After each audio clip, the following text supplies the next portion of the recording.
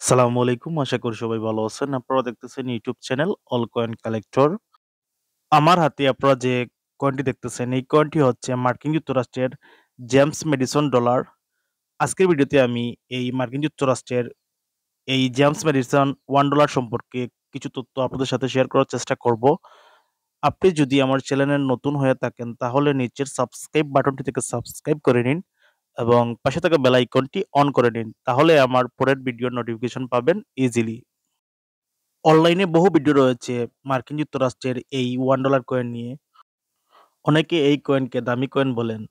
আমি চিন্তা করলাম যে সত্যিই কি দামি কয়েন না নরমাল কয়েন, তা নিয়ে একটি ভিডিও তৈরি করি যাতে করে আমার ভিউয়ার্সরা এই কয়েন সম্পর্কে সঠিক তথ্যটা জানতে পারে। যেকোনো কয়েনের দাম নির্ণয় করতে হলে প্রথমে যে বিষয় জানা প্রয়োজন তা হলো কয়েনটি কিসের তৈরি, কয়েনটি কত পুরনো এবং কয়েনটি তৈরি হওয়ার কারণ।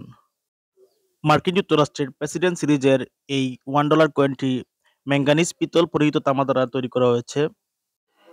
এই কয়েনটির ওয়েট হচ্ছে 8.1 গ্রাম, ডায়ামিটার হচ্ছে 26.5 থিকনেস হচ্ছে 2 এবং এই মুদ্রাটির আকৃতি হচ্ছে গোলাকার।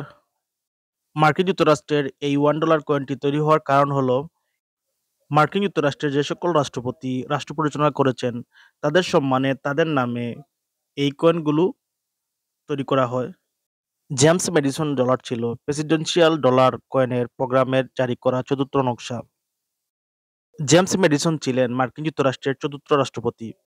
তিনি 1809 সাল থেকে 1817 সাল পর্যন্ত মার্কিন যুক্তরাষ্ট্রের চতুর্থতম রাষ্ট্রপতি হিসাবে 2 মেয়াদে দায়িত্ব পালন করেন।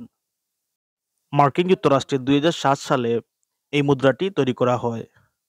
2007 সালের তামা ও পিতলের সংমিশ্রণে তৈরি এই কয়েনটি কিভাবে রেয়ার ও দামি কয়েন হয়। আমার ভিউয়ার্সদেরকে বলবো, এই কয়েনটি কোনো রেয়ার কয়েন নয়, এটি একটি নরমাল কয়েন। আপনারা গুজবে কান দিবেন না এবং প্রতারিত হবেন না।